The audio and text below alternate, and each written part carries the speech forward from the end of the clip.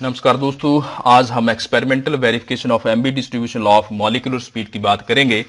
हम पिछले लेक्चर्स में ये बात कर रहे हैं कि MB distribution law of molecular speed जो है उसको किस तरीके से ड्राइव किया जाता है। इसको एनर्जी की फॉर्म में, मोमेंटम की फॉर्म में और स्पीड की फॉर्म में जो है हमने ड्राइव किया था। और लास्ट टाइम हम यहाँ तक पहुंचे थे कि जो एमबी डिस्ट्रीब्यूशन लॉ है उसको यदि एक ग्राफ की फॉर्म में जो है वो ड्राइव किया जाए, बनाया जाए, तो इस तरफ NB number of molecules possessing particular velocity upon n that is the total number of molecules means fraction of molecules हैं, और इस तरफ जो है उनकी स्पीड b को लिया जाए तो इस तरह का ग्राफ जो है वो बनता है। और हमने ये बताया था कि वो मॉलिक्यूल्स जिनकी वेलोसिटी 0 होती है ऐसे कोई भी मॉलिक्यूल्स जो है वो नहीं होते, और ऐसे मॉलिक्यूल्स जिनकी वेलोसिटी बहुत ज्यादा होती है, इन्फिनिटी होती है, वो भी मॉलिक्यूल जो बहुत कम होते हैं। अधिकतर मॉलिक्यूल जो है वो एवरेज वेलोसिटी जो है वो पोजेस करते हैं, और जब हम एवरेज रीजन में बात करते हैं यहां से लेकर के इस जैसे हम्प में अधिकतर मॉलिक्यूल जो है वो इस रेंज में लाई करते हैं, तो यहां हम तीन तरह की वेलोसिटी जो है वो डिफाइन करते हैं। एक हम कहते हैं most probable velocity. Most probable velocity most probable velocity means वो वेलोसिटी जो अधिकतर मॉलिक्यूल्स के द्वारा जो है वो पोजेस की जाती है। It is called as the most probable velocity. तो अधिकतर सबसे ज्यादा मॉलिक्यूल जो है वो इस वेलोसिटी को पोजेस करते हैं, तो इसको हम मोस्ट प्रोबेबल वेलोसिटी कहते हैं।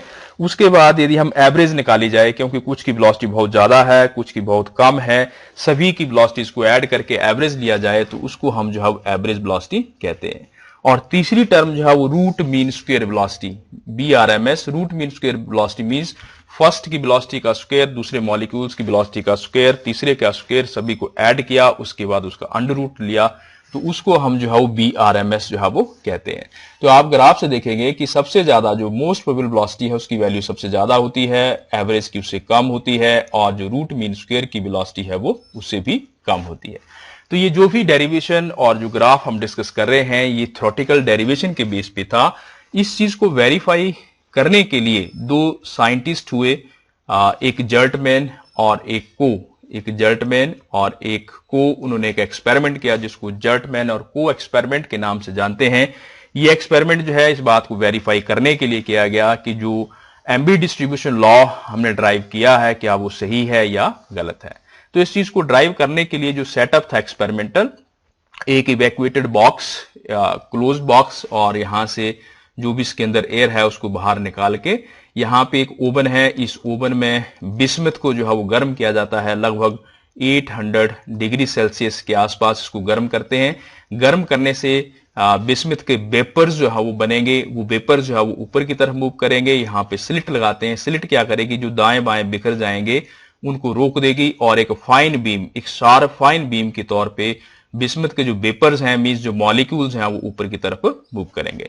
यहां पर एक सिलेंडर होता है, ये सिलेंडर है, और उसमें एक ओपनिंग है, यहां पे होल है, और इस सिलेंडर पे यहां पे जो है वो एक प्लेट, ग्लास प्लेट या नेगेटिव प्लेट ऐसे लगाई जाती है, रिमूवेबल है।